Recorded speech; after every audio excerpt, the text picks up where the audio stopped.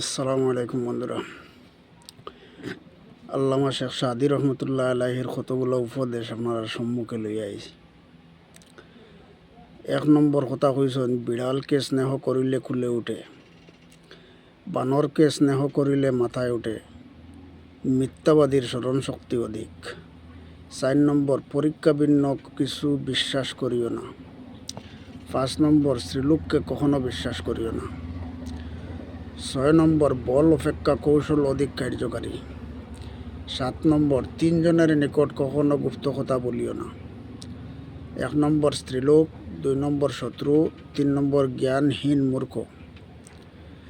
8 নম্বর, সকল কাজে মধ্যম পন্থা অবলম্বন করিও। 9 নম্বর, না শিখিয়া কখনো উস্তাদি করিও না।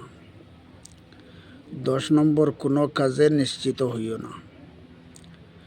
11 নম্বর, পথের সম্বল অন্যের হাতে রাখিও না। 12 নম্বর,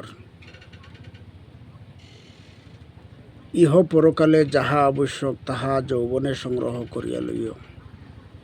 বয়কল যদি এই কতগুলা কথা স্মরণ রাখতাম পারি, ইনশাল্লাহ দুনিয়া আখেরাতের মধ্যে অনেক অনেক অনেক ফায়দা হইব।